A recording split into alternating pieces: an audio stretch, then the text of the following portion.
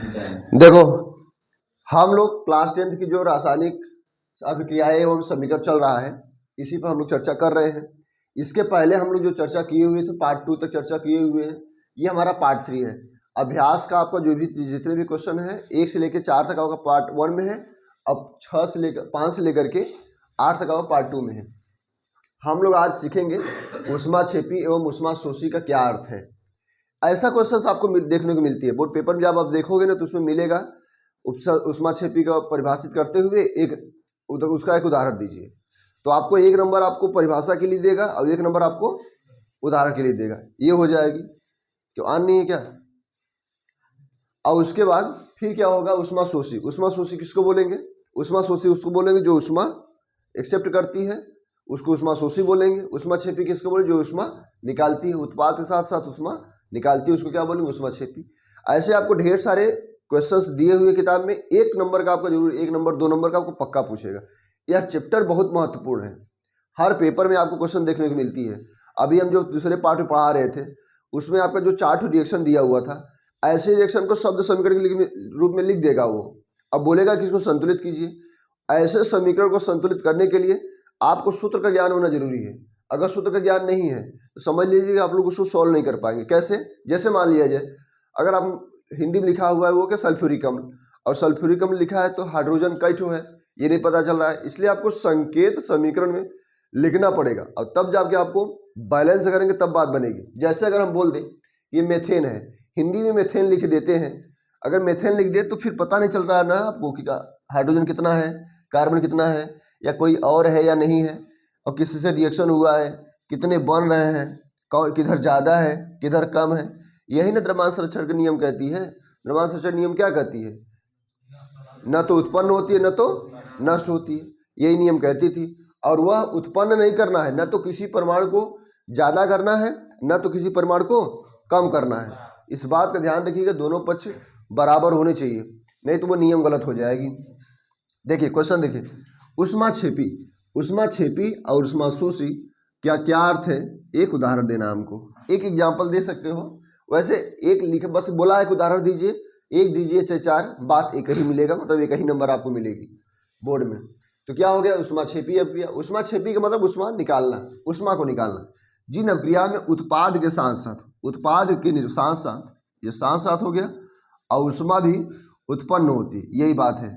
ऊष्मा उत्पन्न हो जाए, ऊष्मा उत्पन्न होती है, वही ऊष्माक्षेपी अभिक्रिया कहलाती है। ऊष्माक्षेपी अभिक्रिया किसे कहते हैं? ऐसी अभिक्रिया जब उत्पाद के साथ साथ, मतलब अभिक्रिया ऐसी रहे, उत्पाद के साथ साथ क्या उत्पन्न हो? ऊष्मा। ऊष्माक्षेपी, छेपी मतलब छिड़क दे, मतलब निकल जाए, बाहर निकल जाए। क्या? ऊष्मा। ऊष्मा आपका बाहर निकल जाती है, मतलब ऊर्जा बाहर निकल जाती है, उसी को ऊष्माक्षेपी कहते हैं। जैसे मेथेन है, दलदलीय स्थान में पाया जाता है, मेथेन है। मेथेन को हम लोग मार्स गैस कहते हैं, मार्स गैस कहते हैं, क्योंकि ये दलदल स्थान में पाया जाता है, इसलिए इसको मार्स गैस कहते हैं। तो ये कार्बन हो गया और हाइड्रोजन हो गया, 2 तत्वों से मिलकर के मेथेन गैस का निर्माण हुआ है। यहाँ जी लिखा हुआ है, ये भौतिक अवस्था को इंडिकेट करती है, जिसे हम लोग गैस कहते हैं। ये मेथेन हो गया, ये ऑक्सीजन इंक्लूड होगा, जब ये ऑक्सीजन पाएगा तब बनेगा आपका कार्बन डाइऑक्साइड। बहुत तेज महकता भी है, कार्बन डाइऑक्साइड अच्छा नहीं लगता, स्मेल देती है। तो मेथेन में जब ऑक्सीजन पड़ती है ना तो कार्बन डाइऑक्साइड बनती है, और कार्बन डाइऑक्साइड स्मेल देती है। जैसे जहाँ नहाते धोते हैं लोग, साबुन में चला जाता है, जहाँ पानी जा रहा है, जहाँ कचरा धीरे धीरे हो जाए, दलदल हो, और वहाँ से जब हवा पाएगी, ऑक्सीजन पाएगी, तो वह कार्बन डाइऑक्साइड की तरफ फैलेगा, और जब फैलेगा तो महकता है आपको। तो ये हो गया मेथेन। अब ऑक्सीजन पा करके क्या बना? कार्बन डाइऑक्साइड, और ये आपका जल बाहर आ जाएगा, और ये ऊर्जा जो है बाहर निकलती है। एक एग्जाम्पल ये हो गया, कैसे? देखिए उत्पाद हो गया ना, उत्पाद कौन हो गया? कार्बन डाइऑक्साइड, और उत्पाद कौन हो गया? जल हो गया। इस अभिक्रिया जो एरो है, इसके LHS में, मतलब बायां पक्ष में, बायां पक्ष कहते हैं ना इसको, अभिकारक, अभिकारक है, अभिकारक, और इधर वाले बोलते हैं उत्पाद। मतलब जिन अभिक्रियाओं में उत्पाद, उत्पाद के साथ साथ, ये उत्पाद है, कार्बन डाइऑक्साइड उत्पाद है, जल उत्पाद है, ये क्या है? ऊर्जा है। तो उत्पाद के साथ साथ किसका निर्माण होता है? ऊर्जा का। उसे क्या कहते हैं? ऊष्माक्षेपी अभिक्रिया। ये है उत्पाद है, ये भी उत्पाद है, ये क्या हो गया? ऊर्जा हो गया। ये किसका सूत्र है बेटा? ये है आपका ग्लूकोज का, ग्लूकोज कहते हैं, ग्लूकोज कहते हैं, ज।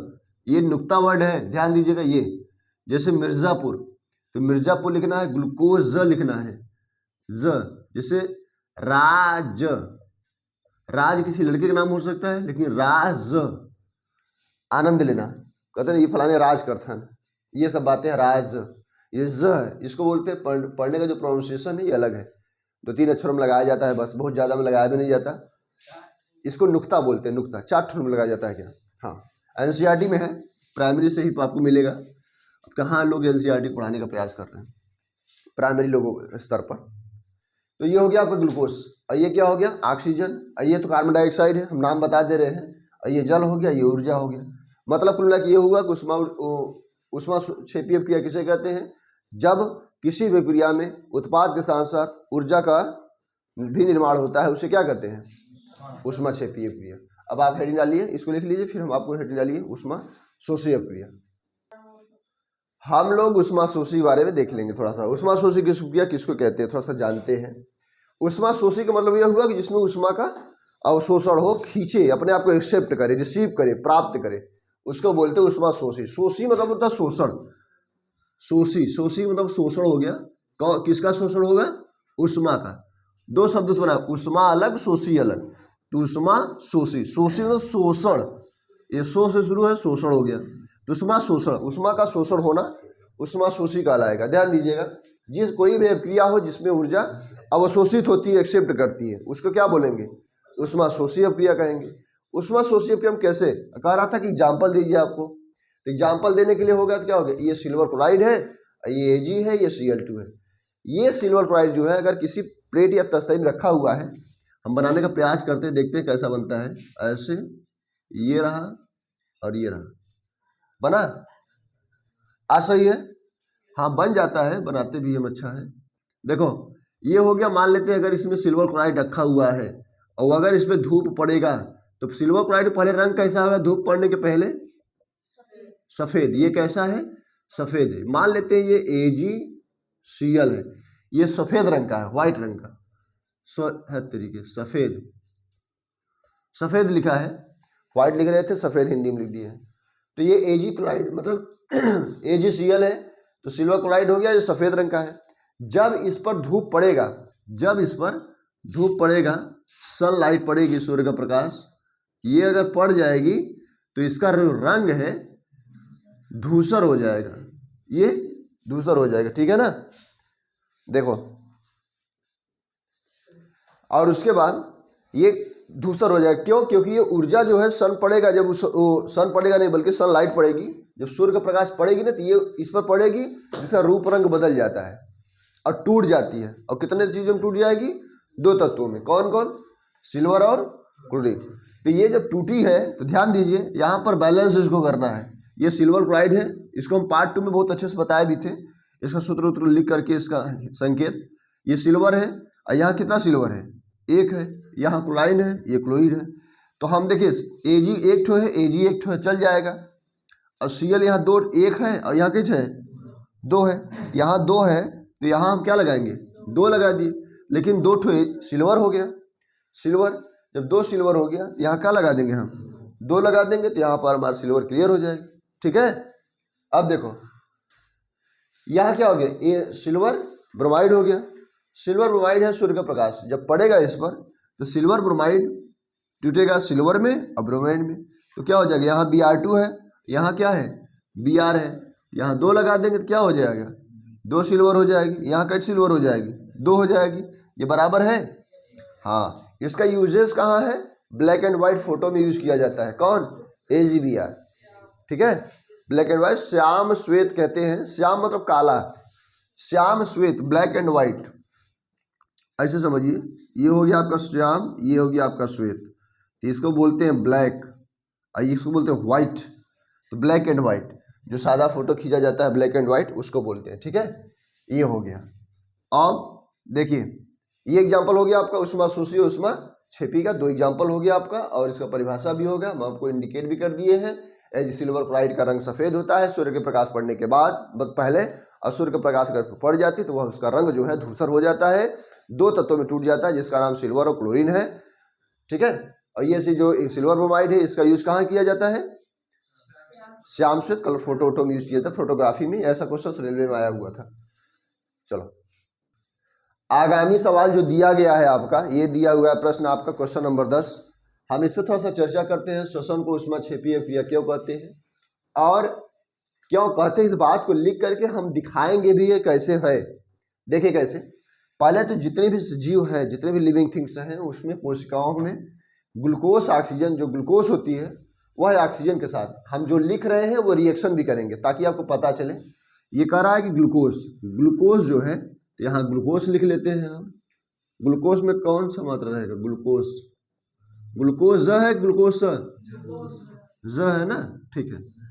ग्लूकोज जो है, ग्लूकोज ऑक्सीजन के साथ क्रिया करके, तो ऑक्सीजन के साथ क्रिया करेगा तो ये ऑक्सीजन है, इसको हम लिखेंगे ऑक्सीजन। ये जो भौतिक अवस्था है इसको हम लिख देते हैं, ताकि ये पता चलता रहे कौन सी अवस्था में है।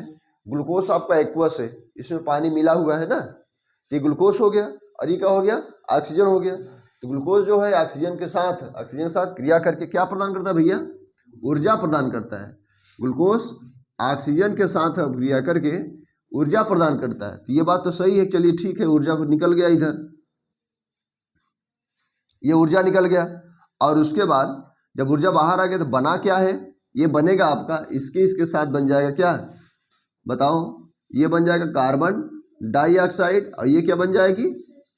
जल बन जाएगी। देखो ये कार्बन है, ये सब ऑक्सीजन है। हम थोड़ा सा इस बात पर ध्यान रखते हैं थोड़ा सा कि कौन कौन से तत्व बराबर हैं अभिक्रिया के पहले और अभिक्रिया के बाद।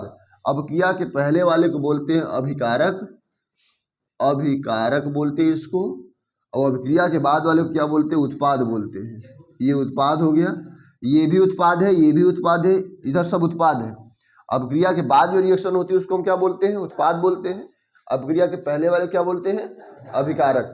मतलब अभिकारकों के संयोजन से मिला हुआ जो उत्पाद बनती है उसको संयोजन क्रिया कहते हैं। उसमें जब उत्पाद साथ से जब ऊर्जा निकलती तो उसे ऊष्माक्षेपीय क्रिया कहते हैं। तो ये बात तो सही है। हम यही समझा रहे थे आप लोगों को कि ग्लूकोज में जो ग्लूकोज होती है वो ऑक्सीजन के साथ रिएक्शन करेगा, ऑक्सीजन से रिएक्शन करके क्या बनाएगा? ऊर्जा प्रदान करेगी। और ऊर्जा प्रदान करेगी तो उसी का नाम ही है क्या? दहन है। उस दहन का नाम हम लोग श्वसन को में कन्वर्ट कर देते हैं। समझिए फिर से, हर एक जीव है, सभी जीवों की कोशिकाओं में ग्लूकोज की आवश्यकता पड़ती, चाहे हम हो, चाहे कोई भी व्यक्ति हो, चाहे जीव हो, कोई भी जीव हो, सभी जीवों। तो उसमें कोशिकाओं में क्या होती है कि ग्लूकोज जो है ऑक्सीजन के साथ क्रिया करती है। जब ग्लूकोज शरीर में रहेगी, ऑक्सीजन हम खींचेंगे, लेंगे तो क्रिया करेगी। जब क्रिया करेगी ना तो हमारे अंदर ऊर्जा निकलेगा। जो ऊर्जा निकलती है ये निकल रही है, तो ऊर्जा प्रदान करते हैं। जिस दहन का नाम श्वसन है। श्वसन भी एक ऊष्माक्षेपीय क्रिया है, आप सभी को पता है, एनसीईआरटी में लिखा हुआ एग्जाम्पल नंबर 2 में ये है। क्योंकि इसी अभिक्रिया में क्या निकलती है? ऊर्जा निकलती इसी को इसलिए ऊष्माक्षेपीय क्रिया कहते हैं। यही बात आपसे पूछ रहा था कि श्वसन को ऊष्माक्षेपीय क्रिया क्यों कहते हैं। तो ये एग्जाम्पल हो गया, ये हो गया आपका, मतलब ये दोनों ऐड करके, मतलब ग्लूकोज और ऑक्सीजन को मिला करके क्या क्या बनेगा? कार्बन डाइऑक्साइड, जल और ऊर्जा बाहर निकलेगी। ये हमारा पॉइंट हुआ। हम चलते हैं, इसके बाद लिख लीजिए अगला पॉइंट आपको बताते हैं, क्वेश्चन नंबर 11। थोड़ा सा हम संतुलित कर देते हैं इसको। देखिए संतुलित हम समझे कर लेंगे आप लोग। ये दिया हुआ है 6 कार्बन, पहले मिलाओ, शुरुआत से मिलाना। देखो ये कार्बन कितना है? 6 है, तो 6 हो गया यहाँ, और इधर 6 इधर कार्बन हो गया, इधर मिलाते भैया। कार्बन का 6 यहाँ, एक ठो यहाँ का लगा दिया, 6 लगा दिया।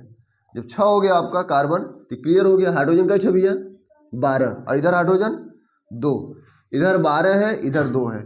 आप बताइए दोस्त, यहाँ 12 हो गया, यहाँ 2 हो गया, तो यहाँ क्या लगा दी? यहाँ हम 6 लगा दी, 6 दूनी 12 हो जाएगा ना, 12 हो जाएगा। फिर ऑक्सीजन 6 हो गया, ये 2 हो गया, 6 2 8, यहाँ 6 दूनी 12 और कैसा 6 दूनी 12 और 6 कितना हो गया? 18 हो गया। तो ये ऑक्सीजन का बढ़ गया जी। देखो यहाँ 6 लगा दे क्या? ऐसे देखो 6 दूनी 12 6 18, और यहाँ भैया 6 दूनी 12 और 6 18 हो गया। ये हो गया। अब उसके बाद अच्छा अब मिला ले, और कुछ कम पड़ रहा है क्या? अच्छा हाइड्रोजन तो मिला ही थे, 6 हो गया, ये 6 दूनी 12 हो गया, वही सही है। देखो कार्बन क्लियर हो गया, 6 और इधर 6 हो गया, क्लियर हो। और हाइड्रोजन का बेटा 12 इधर है, इधर आइए, हाइड्रोजन 6 दूनी 12 है। ये कितना है? ऑक्सीजन 6, 6 दूनी 12, 6 18। यहाँ कितना है? 6 दूनी 12 और 6 18। सब साफ हो गया ना? और कोई डाउट नहीं है ना इसमें? चलिए क्वेश्चन नंबर आपका ये जो रहा, वियोजन अपक्रिया को संयोजन अपक्रिया क्या कहते हैं? क्वेश्चन नंबर 11 है ये आपके एनसीईआरटी से। वियोजन अपक्रिया को संयोजन अपक्रिया के विपरीत क्यों कहा जाता है? जो वियोजन है इसको हम लोग संयोजन कहते हैं। वियोजन को संयोजन का विपरीत क्यों कहते हैं? इस अपक्रिया के लिए आपको एक समीकरण भी लिखना है, इस बात का ध्यान दीजिएगा। तो हम इसको कैसे करेंगे? वियोजन अपक्रिया किसको बोलते हैं? वियोजन अपक्रिया में एकल अभिकर्मक टूट करके छोटे छोटे उत्पाद का निर्माण करता है। कैसे? जैसे मान लिया जाए, अगर हम अभी एग्जाम्पल बताए हैं AgCl है, अगर ये टूटेगा Ag प्लस Ag है ना, सिल्वर बोलते हैं, Ag प्लस Cl2 का निर्माण करेगा। तो यहाँ बताइए Cl2 का ठो बेटा 2 ठो है, यहाँ सिल्वर का ठो है, एक ठो है, और यहाँ 1 किलो क्लोरीन, क्लोरीन यहाँ 2 है, यहाँ 1 है, यहाँ क्या लगा देंगे? 2 लगा देंगे तो हमारा क्लोरीन बराबर हो जाएगा। 2 नहीं लगाएंगे तो बराबर नहीं होगा, क्योंकि यहाँ 2 है तो यहाँ 1 ठो है, बैलेंस गड़बड़ा जाएगा। यहाँ 2 सिल्वर है और यहाँ का सिल्वर बेटा 1 है, यहाँ 2 लगा देंगे। ये बताओ वियोजन का कि संयोजन का? ये वियोजन का है, ये हमारा वियोजन अपक्रिया का है।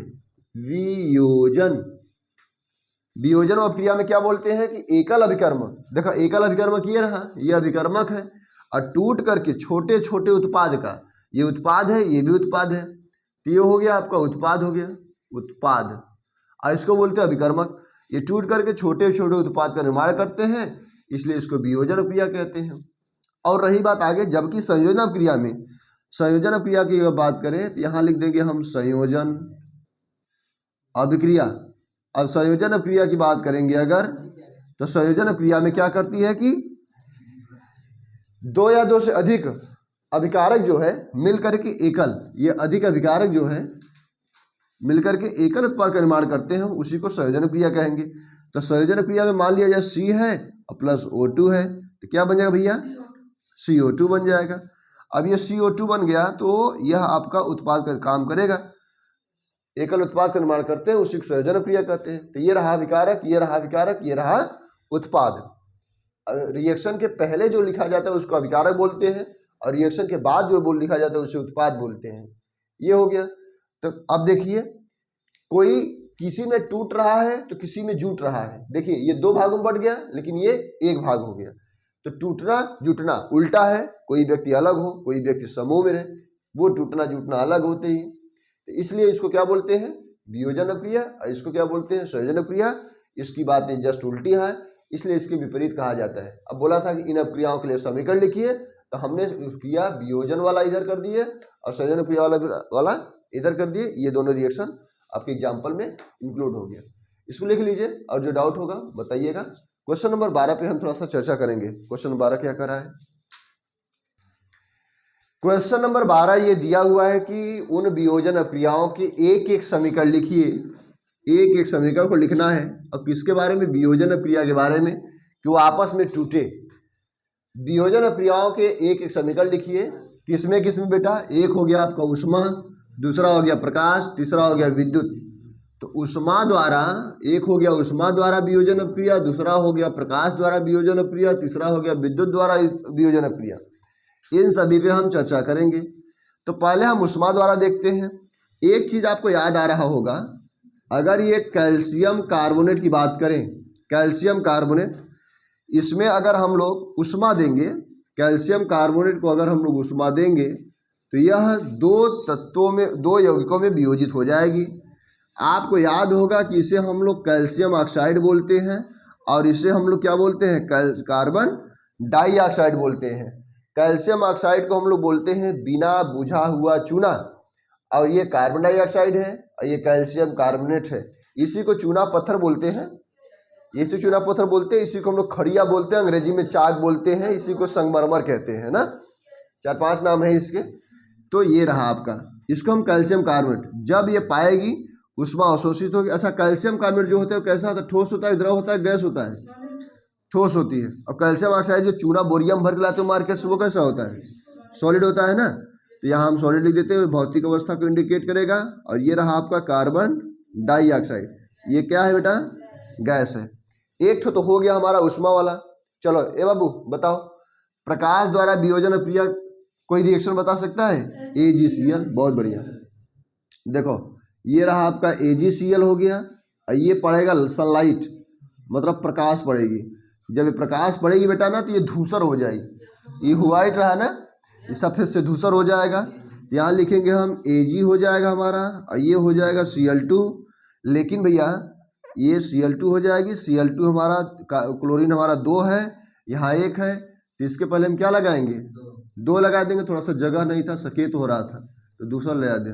ले 2 क्लोरीन हो गया, यहाँ 2 क्लोरीन हो गया, बराबर हो गया। ये क्या है? सिल्वर है। ये क्या है? सिल्वर है। तो हमारा 2 सिल्वर है, तो यहाँ 2 हो गया। अब हम इनमें भौतिक अवस्था को लिखने का प्रयास करेंगे, तो ये कैसा है? ठोस है। और ये जो सिल्वर है ये भी कैसा है? ये भी ठोस है। और क्लोरीन क्या है? गैस है।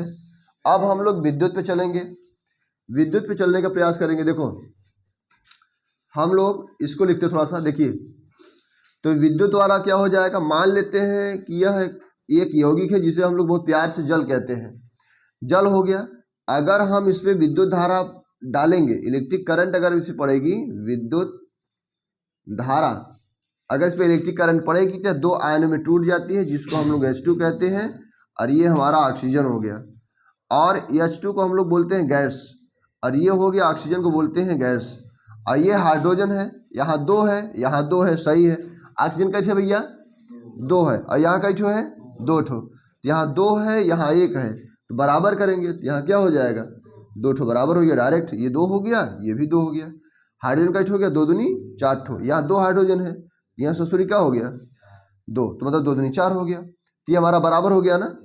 ये प्रश्न आपसे पूछ रहा था कि उष्मा का, प्रकाश का विद्युत के रूप में ऊर्जा प्रदान करती है, तो उसका एक तो समीकरण लिखना है। तो ये प्रकार आपका समीकरण हो गया। एक हो गया कैल्शियम कार्बोनेट हो गया, दूसरा हो गया सिल्वर क्लोराइड हो गया, तीसरा हो गया जल। फिर से समझ लीजिए दोस्तों, ये आपका रहा उष्मा द्वारा वियोजन। तो कैल्शियम कार्बोनेट है, कैल्शियम कार्बोनेट हम लोग संगमरमर, चूना पत्थर, खड़िया, चाक, इन नामों से जानते हैं। जब इसमें उष्मा टेम्परेचर पड़ेगी तो यह 2 तत्व 2 यौगिकों में टूट जाएगा। एक तो है आपका कैल्शियम ऑक्साइड हो जाएगा, दूसरा आपका कार्बन डाइऑक्साइड। कैल्शियम ऑक्साइड को हम लोग बिना बुझा हुआ चूना बोलते हैं। अब बुझा हुआ चूना क्या बोलते हैं? CaOH का Tn2।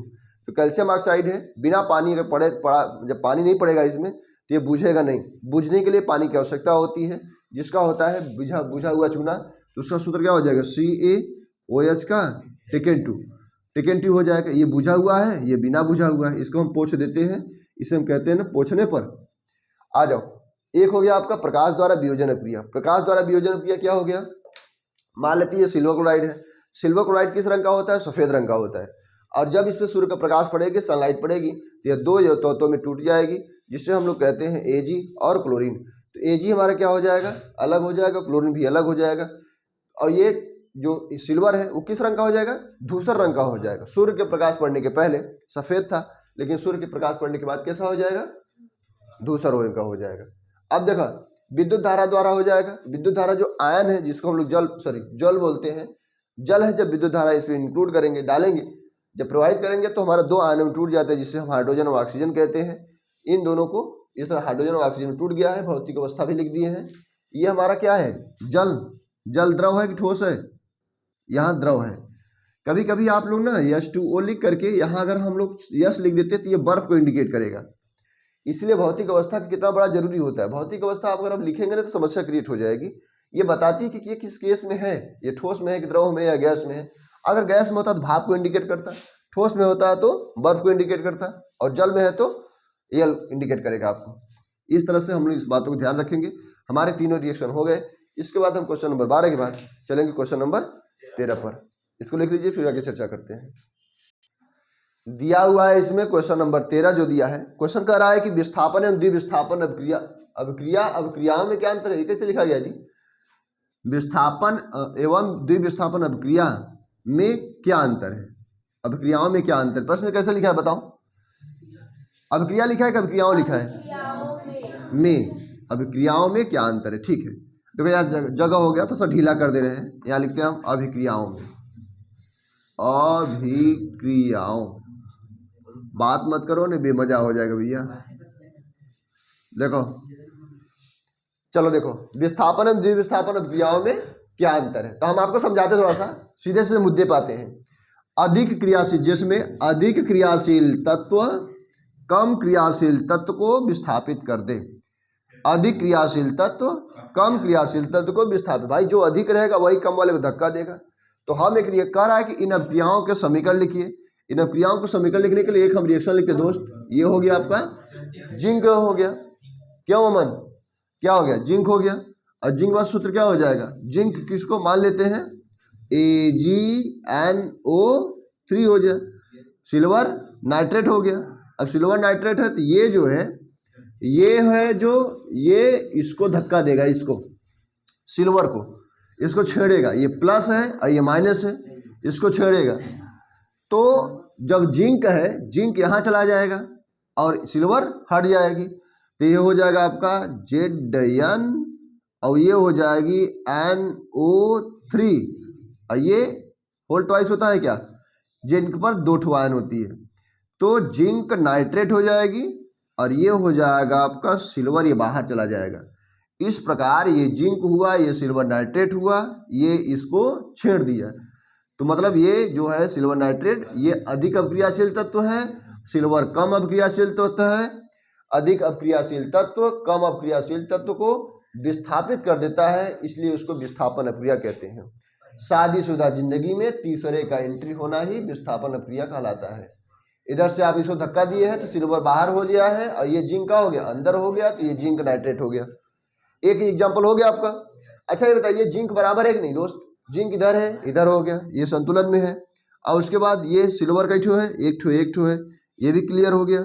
लेकिन नाइट्रोजन का बबुआ 2 ठो है, देखो 2 नाइट्रोजन है, यहाँ राजा कई ठो है, 1 खे, सूखा पड़ा हुआ ना, पानी बरस गया, कितना हो गया, 2 नाइट्रोजन हो गया राजा, यहाँ 2 नाइट्रोजन हो गया। ऑक्सीजन का राजा 2 तिहाई 6 ठे, 2 तिहाई 6 ठे, 1 खे बनाया, 1 खे भसक गया, लहावर संभाला कहाँ गई, 2 सिल्वर, यहाँ कई सिल्वर, 1 सिल्वर लगा दिया, 2 खुश बने, खुश हुआ सब जने। चला इतना हो गया। अब अगला पॉइंट बता समझा देते आपको, ये वाला, ये सब बहुत जरूरी है यार, ये सब ना बहुत याद रखिएगा, थोड़ा सा ध्यान रखिएगा, रट्टा नहीं मारना है, ठीक है। द्विविस्थापन अभिक्रिया किसे कहते हैं, जिनमें आयनों का आदान प्रदान हो, बड़कऊ आयनों का आदान प्रदान हो, उसी को द्विविस्थापन अभिक्रिया कहते हैं। द्विविस्थापन अभिक्रिया के कुछ हम एग्जाम्पल लेते हैं दोस्त। मान लेते हैं एक एग्जाम्पल है आपको पोटेशियम ब्रोमाइड। अब पोटेशियम ब्रोमाइड जो है वो बेरियम क्लोराइड से संग चला, BaCl2 हो गया। आयन, ये प्लस है बाबा, ये माइनस है, ये वाला प्लस है, ये माइनस है। तो इसको क्या करेंगे, देखो ये क्या करेंगे, इसको आयनों का आदान प्रदान। तो आयन यहाँ प्लस है तो किसके साथ जाएगा, माइनस साथ जाएगा, ये इसके परिवार को छेड़ेगा, ये इसके परिवार को छेड़ेगा, ये प्लस को इधर मजा मारेगा, ये प्लस वाला इधर मजा मारेगा, प्लस माइनस, इन आई प्लस है प्लस, इन आई माइनस है माइनस, प्लस माइनस या माइनस प्लस, तो चल जाएगा प्लस माइनस। तो ये हमारा हो जाएगा, के वाला संयोग करेगा किसके साथ, मजा ले, Cl के साथ, ले आओ मजा ले आओ, KCl हो गया, ये KCl हो गया आपका, पोटेशियम क्लोराइड हो गया और प्लस, और उसके बाद हो गया आपका एक, देखो माइनस है, इसमें थोड़ी प्लस है, देखो इसके साथ ये मजा मारेगा, ये तो Ba, हाँ बेरियम ब्रोमाइड हो गया, तो ये हो गया BaBr2 हो जाएगा, ठीक है, बेरियम ब्रोमाइड। इसका नाम बता देते हैं हम, देखा भैया पोटेशियम ब्रोमाइड, मैं बोल दे रहा हूँ क्योंकि जगह नहीं है, सकेत होता तो दूसरा लिया पड़े हमें, तो हम बता देते। इसका नाम क्या है, पोटेशियम ब्रोमाइड है, इसका नाम है बेरियम क्लोराइड, इसका नाम है पोटेशियम आयोडाइड है, तरीके क्या है ये, BA ये तत्व थोड़ा सा एरर आ गया है, सॉरी, BaI2, ये माइनस रहती है, BaI2 बेरियम आयोडाइड है, बेरियम आयोडाइड, तो बेरियम आयोडाइड है तो यहाँ क्या हो जाएगा, पोटेशियम आयोडाइड हो जाएगा। और उसके बाद बेरियम ब्रोमाइड, ये सही है, बेरियम ब्रोमाइड सही है, ये सही है, अब सही है। अच्छा इसको थोड़ा सा संतुलित करो आप लोग, संतुलित कैसे करोगे, ये थोड़ा सा गलती हो गया था, ये मिस्टेक हो गया था, बना लेना। अच्छा ये बताओ इसको एडजस्ट कैसे करोगे, संतुलन में पोटेशियम 1 है बबुआ, कहाँ गई पोटेशियम, यहाँ 1 है, आयोडीन कई राजा 2 ठो, यहाँ कई बाटे सूखा बड़ा बना, हाँ तो थोड़ा सा हरियाली ले आई इधर, ये हो गया, अब उसके बाद बताओ, ये हो गया हमारा पोटेशियम, एक हो गया, यहाँ दो हो गया, देखा एक बना एक भसक गया, ये क्या हो गया भसका बना, चिपोरा चिपोरा नशा ही जाता। देखो कितना हो गया, पोटेशियम 2 है, यहाँ कई ठुबा एक ही, अब लहावा कुल कई ठो गया बुआ, 2 हो गया, 2 पोटेशियम 2 पोटेशियम, ये कहना है ब्रोमीन 2 हो गया, यहाँ 2 ठो। बोरोलिन नहीं है, बोरोलिन कौन कह रहा है जी, ब्रोमीन है तो बोरोलिन कह रहा है। मर्जाद खाता है पूरा तत्व का इंसल्ट करते हैं, मेंडलीव क्या सोची है, देखो ये बताओ मर्जाद खाते हैं बोरोलिन लगा दिए इसमें, 2 ठो ब्रोमीन हो गया, उसके बाद क्या हो गया, ये 2 ठो हो गया, देखो एक बेरियम हो गया, एक बेरियम हो गया, 2 ठो, ये सही है। अब कंप्लीट हो गया ना, समझ में आ रहा है, ये वीडियो शूटर रहेगा जी इसमें, तुम लोग मर्जाद खाते हो इसका। हमारा जो क्वेश्चन है, क्वेश्चन नंबर 14 जो दिया हुआ है वो 14 वाले में नंबर में कह रहा है कि सिल्वर के शोधन में सिल्वर नाइट्रेट के विलयन से, सिल्वर नाइट्रेट, ए बेटा बात करोगे सब बेकार हो जाएगा, शोरगुल न करो, बात समझो पहले। सिल्वर नाइट्रेट के विलयन से सिल्वर प्राप्त करने के लिए, इधर देखो, सिल्वर नाइट्रेट के विलयन से सिल्वर प्राप्त करने के लिए कॉपर धातु द्वारा विस्थापन किया जाता है, और इस अभिक्रिया के लिए केवल समीकरण लिखना है आपको, के लिए समीकरण लिखो। तो समीकरण लिखोगे क्या हो जाएगा बेटा, पहले देखो ये हो गया कॉपर को सिल्वर नाइट्रेट के विलयन से, देखो ये रहा आपका सिल्वर, पहले समझते हैं, ये रहा सिल्वर, ये रहा नाइट्रेट AgNO3, और AgNO3 है, ये सिल्वर है, ये नाइट्रेट है, तो सिल्वर नाइट्रेट हो गया। और कह रहा है कि सिल्वर नाइट्रेट के विलयन से सिल्वर प्राप्त करने के लिए, सिल्वर को प्राप्त करने के लिए कॉपर धातु द्वारा, तो कॉपर क्या लिखेंगे, इधर लिख देंगे, फिर समझो ओए बेटा इधर देखो, सिल्वर नाइट्रेट के विलयन से कॉपर धातु द्वारा जो विस्थापन किया जाता है, देखो ये जो है इसको विस्थापित करेगा, तो ये जो इसको छेड़ेगा, ये इसको, तो ये हट जाएगा बेटा, ये बाहर आ जाएगी, इसको हम बोलते हैं सिल्वर, और ये हमारा हो जाएगा CuNO3, तो इसको बोलते हैं CuNO3। कॉपर पे 2 ठो आयन होती है, तो ये 2 हो जाएगा, समझने का कोशिश करिएगा, ये 2 आयन होती है, इधर 2 हो जाएगा, इस पर 1 होती है, इधर ट्रांसफर हो जाएगी। अब ये देखिए, ये जो हम इशारा किए हैं इसको हम ऊपर से लिख देते हैं ताकि आपको ये समझा सके कि इसका नाम क्या है। इसको बोलते हैं कॉपर, हाँ ये है अंग्रेजी शब्द कॉपर, ये हो गया आपका AgNO3, तो इसको बोलते हैं सिल्वर नाइट्रेट। नाम याद रखिएगा, भूलिएगा नहीं, क्योंकि ऐसे क्वेश्चंस पेपर में इंक्लूड हो सकते हैं। सिल्वर नाइट्रेट हो गया, ये हमारा है कॉपर, इसको बोलते हैं कॉपर नाइट्रेट हो गया, और ये आपका रहा सिल्वर। अब हम थोड़ा सा इस बात को ध्यान देते हैं कि हमारा समीकरण संतुलित है कि नहीं। तो यहाँ कॉपर 1 ठो है, यहाँ बेटा कई ठो है, 1 है, सही है। सिल्वर कई ठो बेटा 2, 1 है, यहाँ कई ठो है, 1, सही है।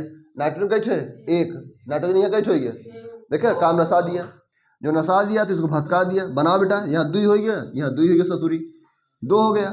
अब 2 तिहाई 6 ऑक्सीजन, किसको गैस बना रहा है जी, क्या सीटी मार रहे हो इससे कलम से, देखो इधर, ये क्या हो गया, 2 तिहाई 6 ऑक्सीजन, यहाँ 2 तिहाई 6 ऑक्सीजन, 6 ऑक्सीजन हो गया। अब कौन सा बढ़ा रहे बेटा, Ag सिल्वर हो गया, 2 यहाँ है, यहाँ 2 लगा दिए। अब बताइए कोई दिक्कत है क्या इसमें, संतुलन है कि नहीं, संतुलित होना बहुत जरूरी है, इसको हम लोग संतुलित समीकरण बोलते हैं। ये हो गया सिल्वर के शोधन में सिल्वर नाइट्रेट के विलयन से। फिर से एक बार थोड़ा सा समझ लीजिए, सिल्वर नाइट्रेट के विलयन से सिल्वर प्राप्त करने के लिए, देखिए सिल्वर प्राप्त किया जा रहा है, सिल्वर प्राप्त करने के लिए कॉपर धातु द्वारा, ये धातु है, ये कॉपर है, कॉपर धातु द्वारा जो विस्थापित किया जाता है उसी को हम लोग रिएक्शन लिखने के लिए बोल रहा है। तो ये लिख दिए हैं, कॉपर विस्थापित कर रहा है किसको, सिल्वर को। ये कौन सी अभिक्रिया है, कौन सी अभिक्रिया है, विस्थापन अभिक्रिया है। विस्थापन अभिक्रिया किसे कहते हैं, अधिक अभिक्रियाशील तत्व कम अभिक्रियाशील तत्व को विस्थापित करते, उसे क्या बोलते हैं, विस्थापन अभिक्रिया कहते हैं। ये प्लस है, ये माइनस है, और ये प्लस है, ये प्लस माइनस है, ये शादीशुदा है। तो शादीशुदा जिंदगी में तीसरे का एंट्री होना विस्थापन अभिक्रिया कहलाता है। आप लोग इसको लिख लीजिए। फिर हम क्वेश्चन नंबर 14 के बाद 15 पे चलते हैं बच्चों। क्वेश्चन नंबर 15 पे हम लोग चलते हैं। अवक्षेपण क्रिया से आप क्या समझते हैं, उदाहरण देकर समझाना है हमको। उदाहरण में कह रहा है कि हम एक रिएक्शन आपको लेंगे, समझा रहे हैं। देखिए, अवक्षेपण क्रिया किसको बोलते हैं? जिसमें अवक्षेप का निर्माण होता है, जिसमें कुछ शेष बचे, जिसमें अवक्षेप बचे उसी को अवक्षेपण क्रिया बोलेंगे, जो रिएक्शन होती है। तो अवक्षेपण क्रिया किसको बोलते हैं, आप क्या समझते हैं? जिस अभिक्रिया में अवक्षेप का निर्माण हो, बस यही बात है। अवक्षेप का निर्माण होना ही अवक्षेपण क्रिया कहलाती है। इस रिएक्शन को थोड़ा सा समझते हैं हम लोग। ये दिया है आपका BaCl2, एक इसको कहते हैं बेरियम क्लोराइड, यहाँ लिख देते हैं बेटा, बेरियम क्लोराइड। ये हो गया बेरियम क्लोराइड। और ये इसको हमको पोटेशियम बोलते हैं, इसको सल्फेट बोलते हैं, यहाँ लिख सकते हैं पोटेशियम सल्फेट, पोटेशियम सल्फेट हो गया। ये पोटेशियम सल्फेट हो गया। अब देखिए दोस्तों, ये रहा प्लस, ये रहा क्लोरीन माइनस, और ये रहा प्लस, ये माइनस। तो इधर से हम लेंगे प्लस से किसमें, माइनस की ओर जाएंगे। तो यहाँ लिखेंगे भैया BaSO4, बेरियम सल्फेट हो गया। और ये हमारा K है, ये Cl है, तो यहाँ लिखेंगे हम KCl, पोटेशियम क्लोराइड हो गया। तो देखिए बेरियम है, अब देखो ये बेरियम सल्फेट है, बेरियम क्लोराइड है, ये पोटेशियम सल्फेट है, इसको बोलते हैं बेरियम सल्फेट। यहाँ लिखेंगे बेरियम सल्फेट, ये बेरियम सल्फेट है, और इसको बोलेंगे पोटेशियम